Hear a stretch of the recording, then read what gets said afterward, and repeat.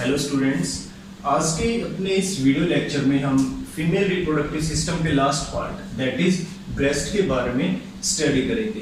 तो इसको स्टडी करने से पहले हमें एक क्वेश्चन अराइज होता होगा कि ब्रेस्ट को हम फीमेल रिप्रोडक्टिव सिस्टम का पार्ट क्यों कंसीडर कर रहे हैं, क्योंकि ये ना तो एग का फॉर्मेशन करता है ना ही उसके ट्रांसपोर्ट में कोई अपना रोल प्ले करता है, फिर भी हम इसको फीमेल रिप्रोडक्टिव सिस्टम का पार्ट कंसीडर कर रहे हैं। तो कौन सा रीजन है जिसकी वजह से हम ब्रेस्ट को फीमेल रिप्रोडक्टिव सिस्टम का पार्ट कंसीडर करते हैं? तो फीमेल के अंदर जब ऑफस्प्रिंग प्रोड्यूस होती है तो उनके डेवलपमेंट के लिए नरिशमेंट चाहिए होता है। तो जो नरिशमेंट प्रोवाइड करने का काम होता है वो किसका होता है? ब्रेस्ट का होता है। तो जो डेवलपिंग ऑफस्प्रिंग है उसके लिए ये नरिशमेंट प्रोवाइड कर रहा है, तो उसके डेवलपमेंट में ये अपना रोल प्ले कर रहा है। तो इसी वजह से ब्रेस्ट को हम फीमेल रिप्रोडक्टिव सिस्टम का पार्ट कंसीडर करते हैं। तो अगर हम इनके लोकेशन की बात करें, किसकी बात करें? लोकेशन की बात करें, तो फीमेल्स के अंदर वेंट्रल साइड पे ब्रेस्ट प्रेजेंट होंगी। कौन सी साइड प्रेजेंट है? वेंट्रल साइड पे। और वेंट्रल साइड के ऊपर भी जो थोरेसिक वॉल है उसके फ्रंट साइड, थोरेसिक वॉल के फ्रंट साइड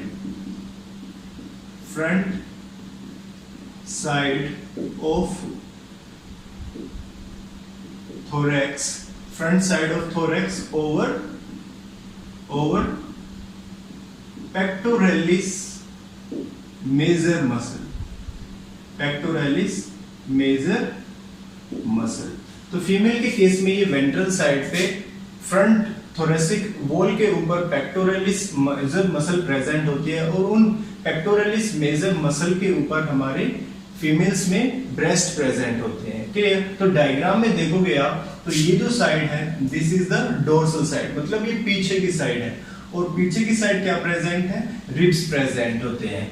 और आगे की साइड क्या प्रेजेंट है? Ventral side. आगे की साइड जो है वो वेंट्रल साइड है। ठीक है, वेंट्रल साइड पे भी ये जो वॉल है ये किसकी वॉल है? थोरैक्स की वॉल है। ये क्या है? थोरैक्स की वॉल है। और इस थोरैक्स की वॉल के ऊपर ये जो थोरैक्स की वॉल है ये पीछे की साइड जो है इंटरकोस्टल मसल्स दिखा रखी है जो कि रिब्स के बीच में प्रेजेंट होती है।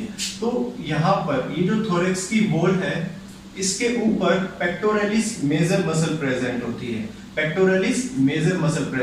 है।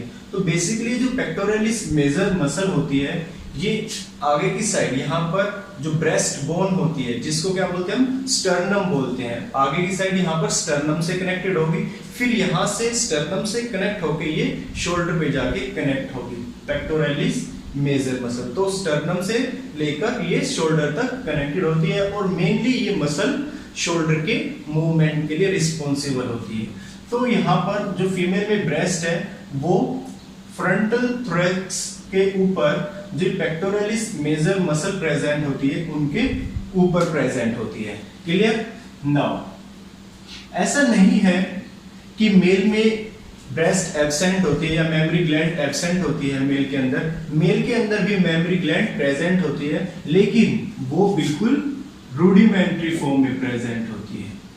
इस फॉर्म में रूडिमेंट्री का मतलब क्या है? बिल्कुल बेसिक फॉर्म में। बेसिक का मतलब अगर हम दूसरे वर्ड्स में कहें तो वो इनिशियल स्टेज में ही प्रेजेंट होती है। इनिशियल स्टेज और बेसिक फॉर्म में ये मेल में प्रेजेंट होती है। क्लियर? अब अगर हम इनके एक्सटर्नली स्ट्रक्चर को देखें, अगर हम फीमेल की ब्रेस्ट के एक्सटर्नली स्ट्रक्चर को देखें तो हमें सेंटर में एक प्रोजेक्शन दिखेगा, आउटर प्रोजेक्शन दिखेगा, जिसको हम क्या बोल रहे हैं? निपल बोल रहे हैं। तो ये जो बीच में एक प्रोजेक्शन होता है इसको हम क्या बोलते हैं? निपल बोलते हैं। और इस निपल के अराउंड पिगमेंटेड स्किन प्रेजेंट होती है, सर्कुलर पिगमेंटेड स्किन प्रेजेंट होती है। तो ये जो सर्कुलर पिगमेंटेड स्किन है इसको बोलते हैं एरियोला। क्या बोलते हैं? एरियोला बोलते हैं। यहाँ पर देखो ये जो आगे जो प्रोजेक्शन दिख रहा है डायग्राम में, ये जो प्रोजेक्शन दिख रहा है दिस इज द निपल, और इस निपल के around circular pigmented skin present होती है। तो ये जो सर्कुलर पिगमेंटेड स्किन है इसको हम बोलते हैं एरियोला। इस एरियोला रीजन के अंदर न्यूमेरस बहुत सारी सीबेसियस ग्लैंड्स प्रेजेंट होती है। कौन सी ग्लैंड्स प्रेजेंट होती है? सीबेसियस ग्लैंड्स प्रेजेंट होती है, और इन सीबेसियस ग्लैंड्स को एरियोला के अंदर एरियोलर ग्लैंड बोलते हैं। क्या बोलते हैं? एरियोलर ग्लैंड्स बोलते हैं। क्लियर? ओके। इसके अलावा जो नेक्स्ट पार्ट है ये एक्सटर्नल साइड, वो क्या है? स्किन प्रेजेंट होती है। तो एक्सटर्नली स्ट्रक्चर देखें हम फीमेल में ब्रेस्ट की, तो उसके अंदर आगे की तरफ एक निपल प्रेजेंट होता है, और इस निपल के around deeply pigmented skin present होती है जिसको हम एरियोला बोलते हैं, और फिर आगे ये स्किन प्रेजेंट होती है। क्लियर? अगर हम इसकी इंटरनल स्ट्रक्चर की बात करें, तो इंटरनली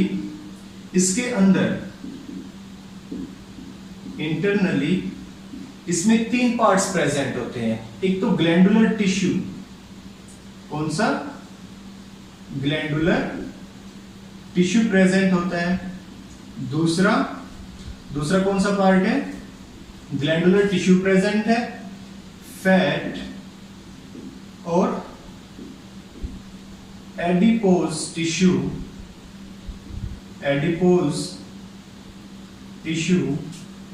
थर्ड जो है फाइब्रस कनेक्टिव टिश्यू प्रेजेंट होता है। तो फीमेल की ब्रेस्ट में इंटरनली 3 पार्ट्स प्रेजेंट होते हैं। ग्लैंडुलर टिश्यू जो कि मेमोरी ग्लैंड का फॉर्मेशन करता है, फैट और एडिपोज टिश्यू जो कि फैट स्टोरेज करता है, और फाइब्रस कनेक्टिव टिश्यू जो कि कनेक्शन में हेल्प करता है। इसके अलावा जब हम ग्लैंडुलर टिश्यू को देखते हैं, अब हम इनको स्टेप बाय स्टेप स्टडी करेंगे। तो जो फर्स्ट पार्ट है ये है ग्लैंडुलर टिश्यू।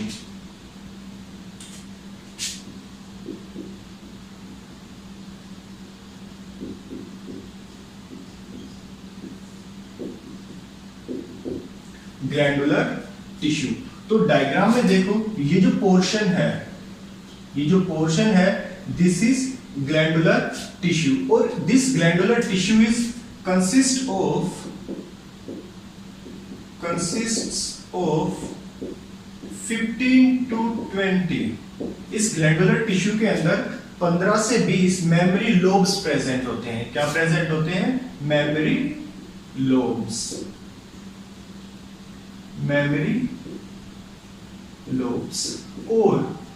और हर एक लोब के अंदर बहुत सारे लोब्यूल्स प्रेजेंट होते हैं। Each lobe contains numerous memory lobules। क्या प्रेजेंट होंगे? मेमोरी लोब्यूल्स प्रेजेंट होंगे। हर एक लोब के अंदर बहुत सारे मेमोरी लोब्यूल्स प्रेजेंट होंगे। अब इन लोब्यूल्स के अंदर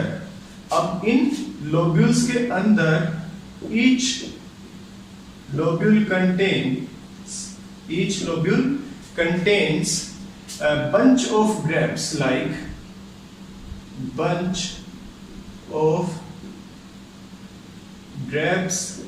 like structure। हर एक लोब्यूल के अंदर एक ग्रैप बंच जैसी स्ट्रक्चर प्रेजेंट होंगी जिसको हम क्या बोलते हैं? ये मेमोरी एल्वियोलाई। क्या बोलते हैं? Memory alveoli, called as memory alveoli। तो इस मेमोरी एल्वियोलाई का फंक्शन क्या है? मेमोरी एल्वियोलाई के अंदर ही मेमोरी ग्लैंड्स प्रेजेंट होती है और ये मिल्क सिक्रीशन का काम करती है।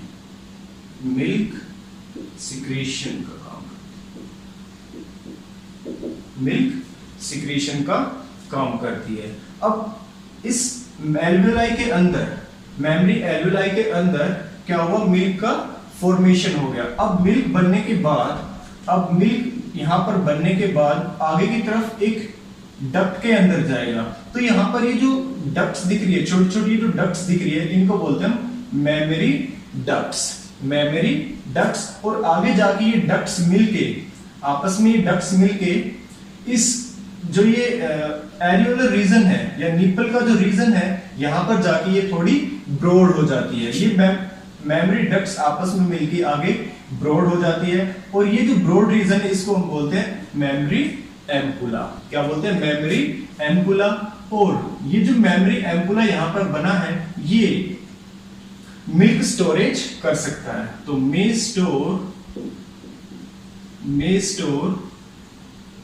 मिल्क। तो जो मेमोरी एम्पुला है वो थोड़ा ब्रॉड हुआ है और यहां से जो मिल्क फॉर्म हुआ था किसमें, मेमोरी एल्वेलाई के अंदर, तो वो आगे चल के यहां पर इस रीजन में स्टोर हो सकता है, इस रीजन में। तो this region is the mammary ampulla. फिर आगे चल के ये मेमोरी एम्पुला निपल के रीजन में लेक्टिफेरस डक्ट में कन्वर्ट हो जाता है। इसमें लेक्टिफेरस डक्ट के अंदर कन्वर्ट हो जाता है और फाइनली निपल से ये बाहर रिलीज हो जाता है। क्लियर। तो जो मिल्क का पाथ है, मिल्क का जो पाथ है, ये कौन सा होगा, सबसे पहले जो मिल्क है वो मेमोरी एल्वेलाई के अंदर बनेगा। और ये मेमोरी एल्वेलाई क्या है, मेमोरी ग्लैंड सी है।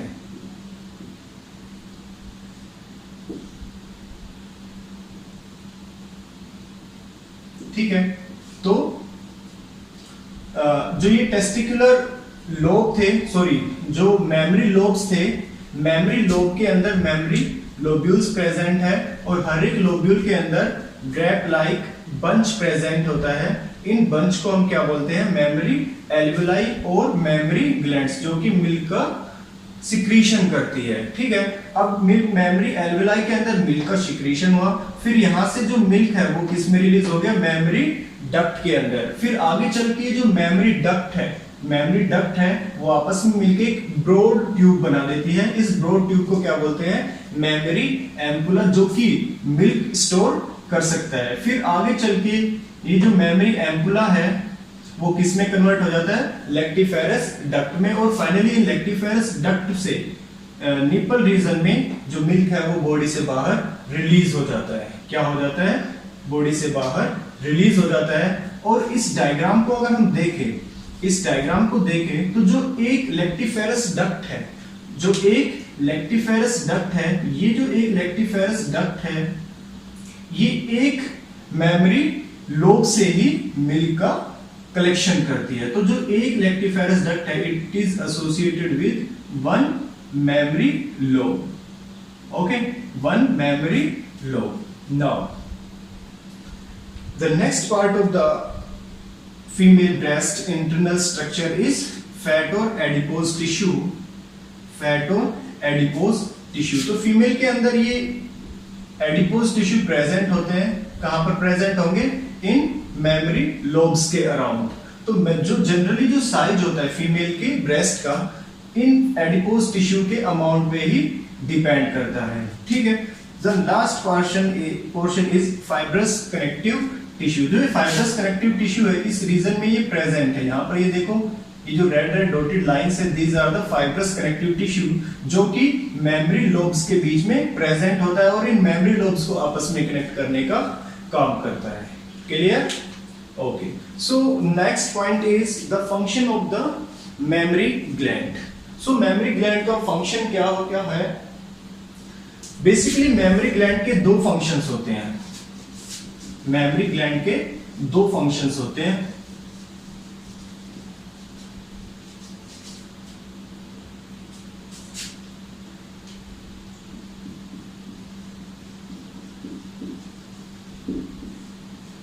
मेमोरी ग्लैंड के दो फंक्शंस होते हैं। First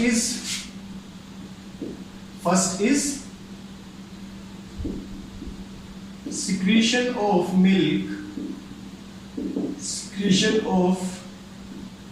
milk, second is ejection, that is release of milk, ejection of milk.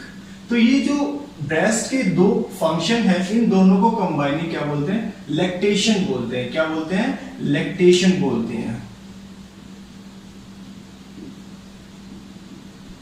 क्या बोलते हैं? लैक्टेशन बोलता है। और आपने ये ऑब्जर्व भी किया होगा, फीमेल्स के अंदर जो लैक्टेशन होता है जनरली प्रेगनेंसी और चाइल्ड बर्थ के टाइम होता है। तो ये कब फॉर्म होगा? प्रेगनेंसी और चाइल्ड बर्थ।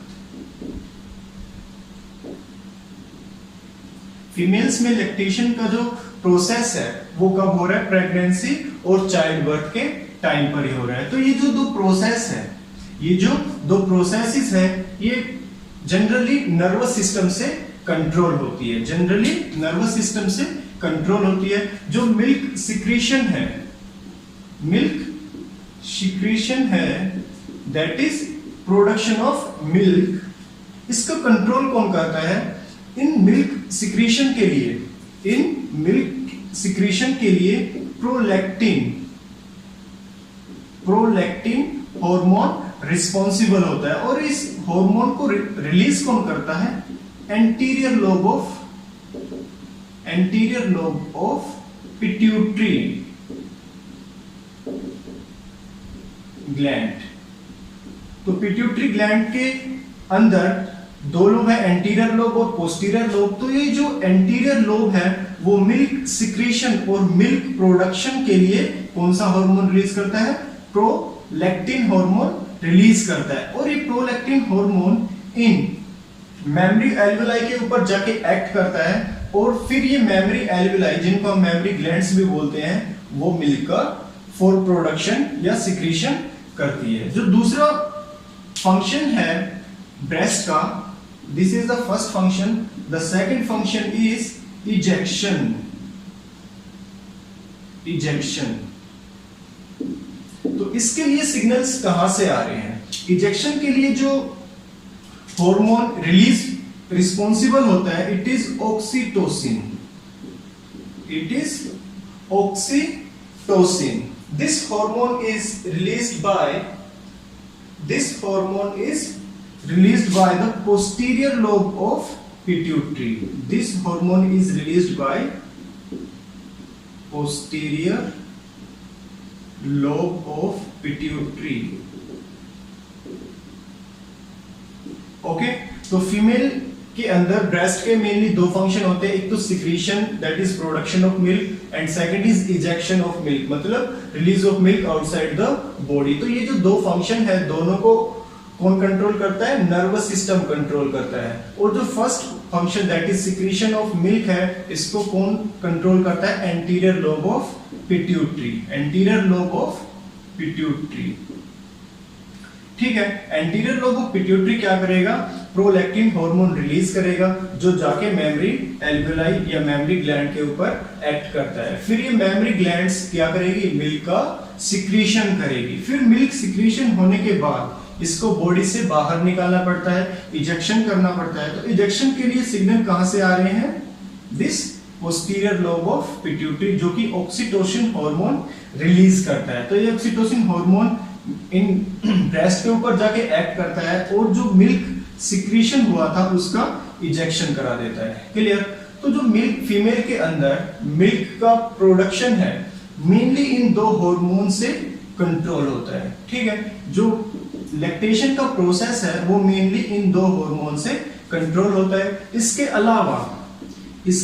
अलावा जो फीमेल की साइकोलॉजी होती है, उसके ऊपर भी ये मिल्क सिक्रीशन डिपेंड करता है। और जो ओवरी है, ओवरी भी फीमेल के अंदर मिल्क सिक्रीशन को क्या करती है? इनिशिएट करती है। ठीक है, तो मेनली इन दो हार्मोन से फीमेल के अंदर मिल्क का जो रिलीज और इजेक्शन का प्रोसेस लैक्टेशन है, इसको कंट्रोल करता है। इसके अलावा और भी फैक्टर्स होते हैं जो फीमेल के अंदर लैक्टेशन को कंट्रोल करते हैं।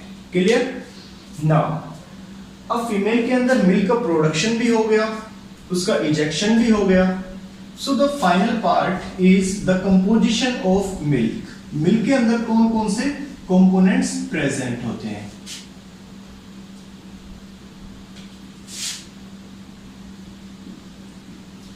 components of milk. So basically किसी भी ह्यूमन की बात करें हम तो उसके डेवलपमेंट के लिए कौन कौन से कंटेंट्स रिक्वायर्ड होते हैं? सबसे पहले proteins, then vitamins, then water, then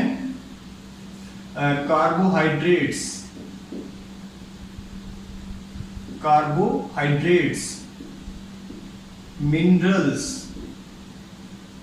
okay, protein, vitamins, water, carbohydrate, minerals, ये चीजें जो है किसी भी ह्यूमन के डेवलपमेंट के लिए एसेंशियल होती है।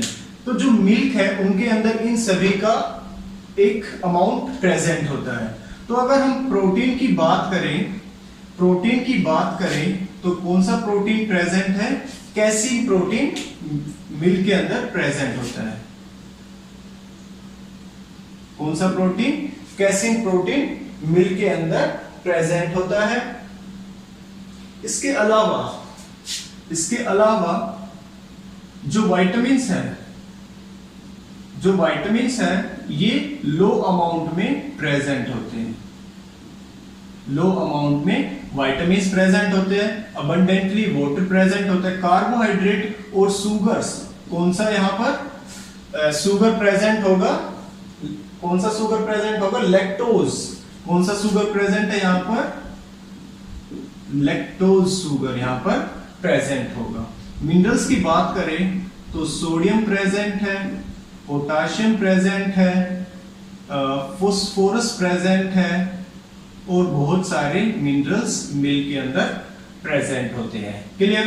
So this is all about the structure and function of breast, and with this topic here is the end of the part of female reproductive system, different parts of the female reproductive system. I hope आप इन सभी part से well understood हो चुके हो, और further आपको कोई doubts रहता है तो मुझसे आप शॉर्ट आउट उन सभी को कर सकते हो। Okay, thank you.